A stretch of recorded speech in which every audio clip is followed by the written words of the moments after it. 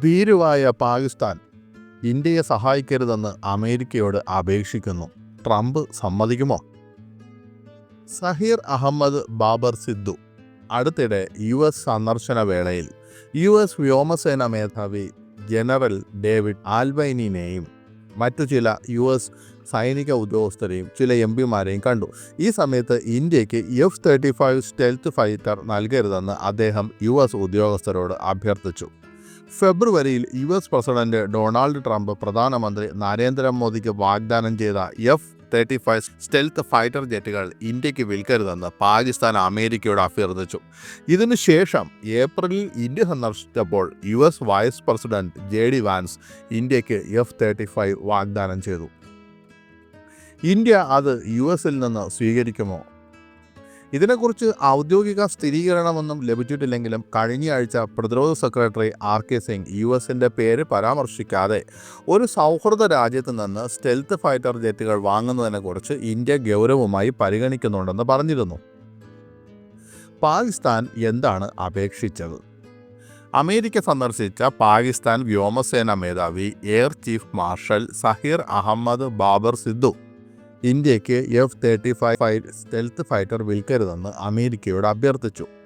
ഈ സമയത്ത് അദ്ദേഹം US വ്യോമസേന മേധാവി ജനറൽ ഡേവിഡ് ആൽബൈനിനെയും മറ്റു ചില US സൈനിക ഉദ്യോഗസ്ഥരെയും ചില MPമാരെയും കണ്ടു. അതിൽ അദ്ദേഹം US ഉദ്യോഗസ്ഥരോട് ഇന്ത്യക്ക് F-35 സ്റ്റെൽത്ത് ഫൈറ്റർ നൽകരുതെന്ന് അപേക്ഷിച്ചു. US ഇന്ത്യക്ക് F-35 നൽകിയാൽ അത് പ്രാദേശിക തന്ത്രപരമായ സന്തുലിതാവസ്ഥയെ അപകടകരമാം വിധം തകർക്കുമെന്ന് അദ്ദേഹം തൻ്റെ ഭയം പ്രകടിപ്പിച്ചു.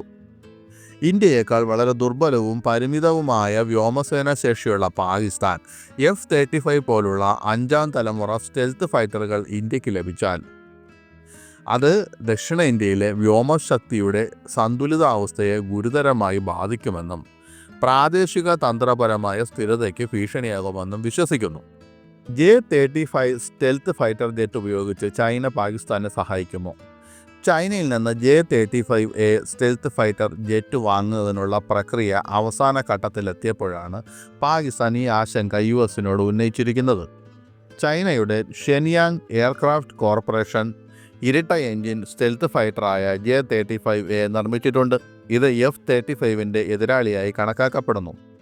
റിപ്പോർട്ടുകൾ പ്രകാരം പാകിസ്ഥാൻ 40 J-35A വിമാനങ്ങൾക്ക് ഓർഡർ നൽകിയിട്ടുണ്ട്. ഇവയുടെ വിതരണം അടുത്ത 2 വർഷത്തിനുള്ളിൽ പൂർത്തിയാകുമെന്ന് പ്രതീക്ഷിക്കുന്നു.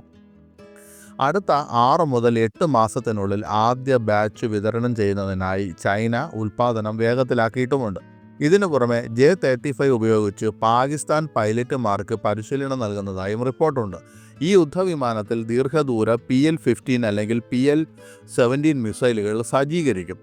2026 ആകുമ്പോഴേക്കും ഒരു പൂർണ്ണ സ്റ്റെൽത്ത് സ്ക്വാഡ്രൺ വിന്യസിക്കാനാണ് പാകിസ്ഥാൻ ലക്ഷ്യമിടുന്നത്. ചൈന 50% കിഴിവിൽ J-35 വിൽക്കുന്നുണ്ടെന്ന് റിപ്പോർട്ടുകൾ പറയുന്നു. ഇന്ത്യ US-ൽ നിന്ന് F-35 യുദ്ധവിമാനങ്ങൾ വാങ്ങുമോ? പാകിസ്ഥാൻ ചൈനയിൽ നിന്ന് J-35 സ്റ്റെൽത്ത് യുദ്ധവിമാനങ്ങൾ വാങ്ങാനുള്ള സാധ്യതയെ ചെറുക്കാൻ US-ൽ നിന്ന് F-35A അല്ലെങ്കിൽ റഷ്യയിൽ നിന്ന് സുഖോയ് 57E പോലുള്ള നൂതന യുദ്ധവിമാനങ്ങൾ വാങ്ങുന്നതിനെക്കുറിച്ച് ഇന്ത്യ ഗൗരവമായി പരിഗണിക്കുന്നു. എന്നിരുന്നാലും ഈ 2 വിമാനങ്ങളെക്കുറിച്ചും ഔദ്യോഗികമായി ഒന്നും പറഞ്ഞിട്ടില്ല.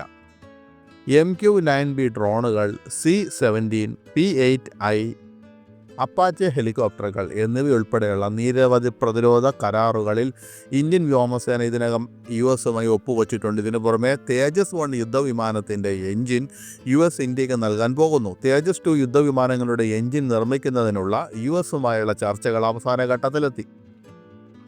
ഇന്ത്യൻ വ്യോമസേനയുടെ ആവശ്യങ്ങൾക്ക് അനുസൃതമായി software defined audio advanced IFF system, അതായത് ഐഡൻറ്റിഫിക്കേഷൻ ഫ്രണ്ട് അല്ലെങ്കിൽ ഫ്യൂ, ഇന്ത്യൻ പ്രവർത്തന ആവശ്യങ്ങൾക്കനുസരിച്ച് മറ്റ് കസ്റ്റം ഹാർഡ്വെയർ എന്നിവ ഉൾപ്പെടുന്ന F-35A സ്റ്റെൽത്ത് ഫൈറ്റർ ജെറ്റ് ഇന്ത്യക്ക് വാഗ്ദാനം ചെയ്യാൻ ഡൊണാൾഡ് ട്രംപ് ഭരണകൂടം ഇപ്പോൾ പദ്ധതിയിടുന്നു.